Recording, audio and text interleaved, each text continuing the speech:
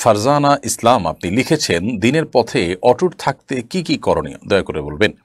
দিনের পথে অটুট থাকবার জন্য সর্বপ্রথম দরকার হলো দৃঢ় সংকল্প, যে আমি আমার দিনের ব্যাপারে যদি সিরিয়াস হই, আমি যদি সত্যিকারের দিনদার হয়ে থাকি, আমি যদি বুঝে শুনে মুমিন হয়ে থাকি, তাহলে দিন এবং ইমানের পথ থেকে বিচলিত হওয়ার বিচ্যুত হওয়ার কোনো সুযোগ আমার নেই।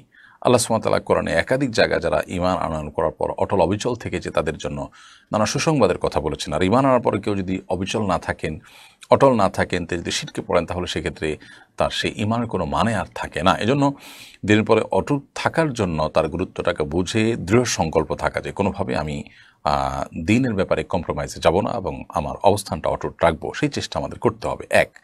দ্বিতীয়ত যে কাজটি করতে হবে তা হলো আল্লাহ সুবহানাহু ওয়া তাআলার কাছে বেশি বেশি দোয়া করতে হবে। একটি নির্দিষ্ট দোয়ার কথা আমরা বলতে পারি কোরআনে কারিমের, সেটি আল্লাহ সুবহানাহু ওয়া তাআলা নিজে শিখিয়েছেন আমাদের, সেটা হলো রব্বানা লা তুজিগ কুলুবানা বা'দা ইয হাদাইতানা ওয়া হাব লানা মিন লাদুনকা রাহমাহ ইন্নাকা আনতাল ওয়াহ্হাব।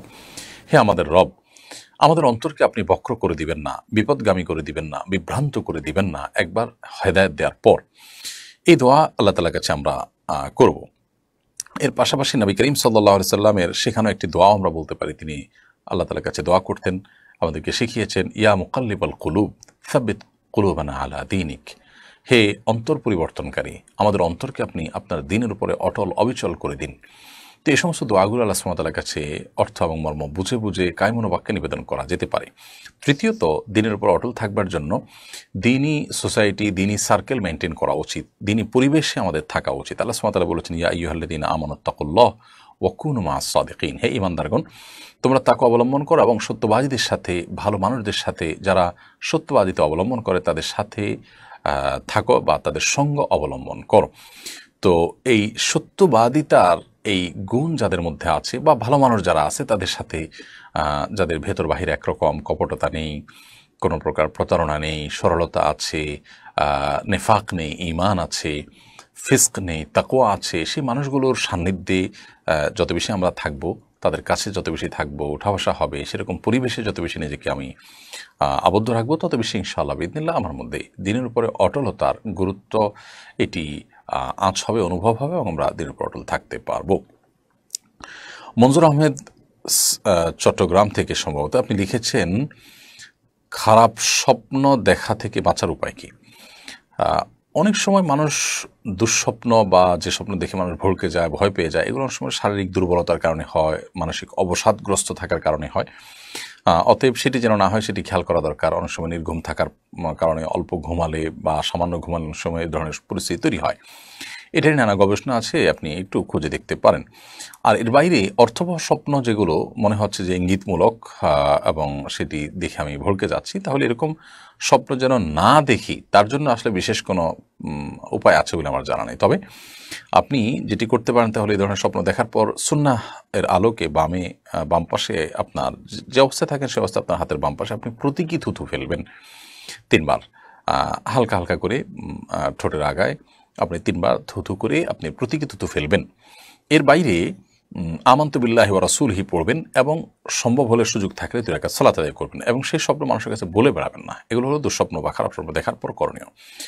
আমিনা খাতুন আপনি লিখেছেন, এহরাম অবস্থায় মহিলাদের মুখ ঢাকা যাবে কি না? মহিলারা এহরাম অবস্থায় মুখে নেকাব লাগাবেন না, কাপড় লাগাবেন না মুখের সাথে। তবে পরপুরুষের সামনে যখন যাবেন তখন অবশ্যই মুখ ঢাকবেন। এই ঢাকার ক্ষেত্রে ক্যাপের সামনে যে ইয়েটা আছে, বের হওয়া অংশ আছে, ওইটার উপরে কাপড় দিয়ে আজকাল অনেক মা বোনরা আপনার পর্দার কাজটি করেন, যে তার মুখের সাথে কাপড় লেগেও নাই, আবার পরপুরুষ যেন তাকে দেখতে না পায় সেই ব্যবস্থাও হয়ে যায়। তো এই প্রক্রিয়াটা আমরা অবলম্বন করতে পারি। এমনিতে সাধারণ নির্দেশনা, মেয়েরা এহরামরত অবস্থায় মুখ খোলা রাখবে, বাট পরপুরুষ তাকে দেখে ফেলবে, পর্দাহীনতা হবে, এইরকম আশঙ্কা তৈরি হলে তখন তিনি মুখ ঢাকার ব্যবস্থা করবেন, তবে নেকাব দিয়ে মুখ বাঁধবেন না। এমনি তামিম ইবনে বিলাল আপনি লিখেছেন, একটা অনলাইন ভিডিও দেখলাম, কোরবানির গোশত 3 ভাগ করা যাবে না, এমন কোনো হাদিস আছে কিনা সঠিক তথ্য জানতে চাই। কোরবানির গোশত 3 ভাগ করা যাবে না এমন কোনো কথা নেই। কোরবানির বরং হাদিসের আলোকে সেটি প্রমাণিত, অর্থাৎ আমাদের কোরবানির গোশত আমরা যখন আহরণ করব সেখান থেকে নিজেরা খাবো এবং আমাদের আশেপাশে থাকা অভাবী গরিব অন্যান্য মানুষকে দিব, আবার আত্মীয়স্বজনকে দিব, আপনজনকে দিব। তো এই 3 ভাগে ভাগ করা কোনো ফরজ ওয়াজিব কোনো কিছু না, তবে মুস্তাহাব বলেছেন উলামা ইকরাম। আল্লাহ বলেছেন ফাকুলু মিনহা ওয়া আত'ইমুল কানিআ ওয়াল মু'তাররা, অন্য আয়াতে আল্লাহ বলেছেন আতিমুল বাইসাল ফকির, আমরা নিজেরা কোরবানি গোশত খাবো, গরিব অসহায় মানুষকে দিব, অন্যান্য আত্মীয়স্বজন বন্ধুবান্ধব পরিচিত জনকে আমরা দিতে পারি।